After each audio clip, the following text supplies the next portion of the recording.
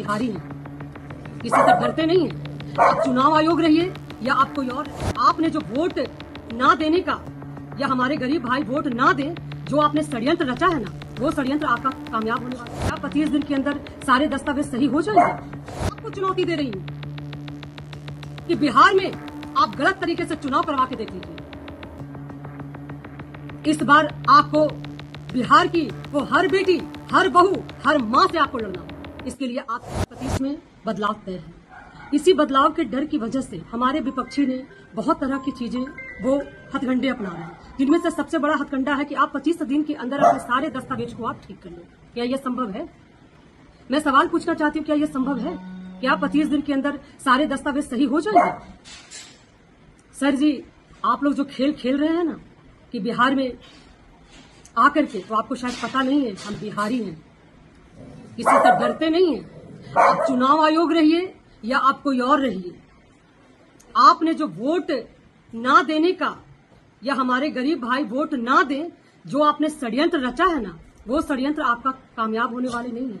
ये बिहारी महिला यदि माथे पे पल्लू लेकर के अपने संस्कार को जिंदा रख सकती है ना, तो अपने अधिकार के लिए वो कमर में साड़ी बांध करके आपसे लड़ाई कर सकती है।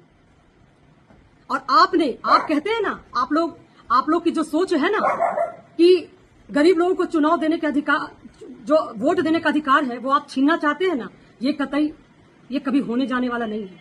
बूथ पर हम सब महिलाएं इस बार अडिग रहेंगे, देखते हैं क्या होता है।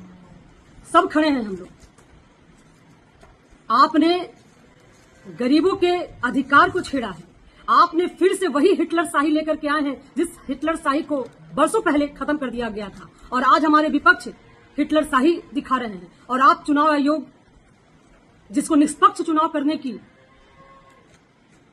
सीख मिलती है, आप लोग ये वचनबद्ध रहते हैं, आज वो आप सभी से मिल करके और आप भी उसी खेमे में आ गए, तो क्या बिहार डर जाएगा? हम डर गए। कल की भीड़ देखने के बाद ये चीज समझ लीजिए,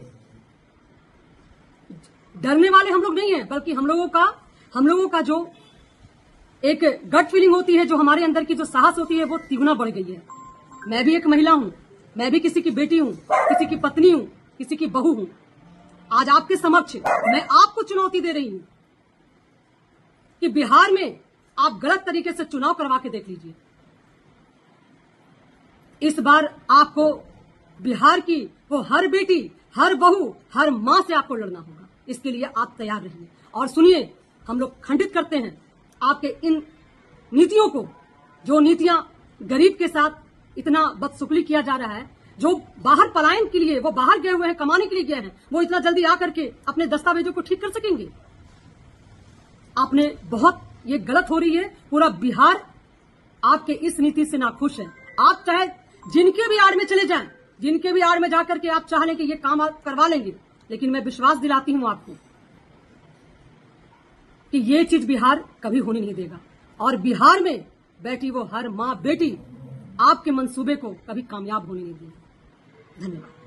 सबसे बड़ी बात है कि हर जनता के पास, हर बिहार वासियों के पास, सभी के पास वोटर आईडी कार्ड, आपके आधार कार्ड, आपके पैन कार्ड ये है। तो इन दस्तावेजों को हमारे चुनाव आयोग अमान्य क्यों घोषित कर रहे हैं? एक देश में रहने के लिए तो ये जरूरी चीजें हैं, तो फिर ये हम लोगों को वोट देने के लिए ये जरूरी चीजों को क्यों नहीं मान रहे हैं? आखिर इसमें कहां पे गड़बड़ी है?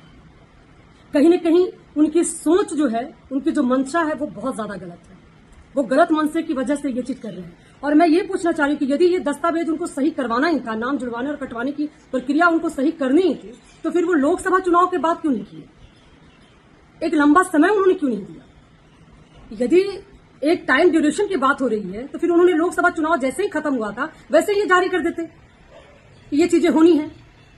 तो चुनाव आयोग अब चुनाव आयोग नहीं है, अब वो चुनाव आयोग हो गए हैं। तो ये चुनाव आयोग किसी और को लगाएं, कहीं और लगाएं, जिनके साथ उनकी साठगांठ चल रही है, आप उनको लगाइए। बिहार वासियों, बिहार के कोई भी बिहारवासी आपको यहाँ पे चलने नहीं देंगे, और हम लोग तो बिल्कुल चलने नहीं देंगे। आपके सारे मनसा पर पानी बिल्कुल फिरेगा, ठीक है ना। और सबसे जो बड़ी बात है कि आप सोच रहे हैं कि लोग इस चीज को आसानी से मान लेंगे। आप जो जबरदस्ती काम करवाने की कोशिश कर रहे हैं, जो आप मेंटली टॉर्चर कर रहे हैं, इससे हम बिहारवासी डरने वाले नहीं। हम लोग सत्तू खाने वाले लोग हैं, डरते नहीं हैं। हमारी पाचन शक्ति बहुत मजबूत है। शायद आप नहीं पचा पाइएगा हमारी ईमानदारी।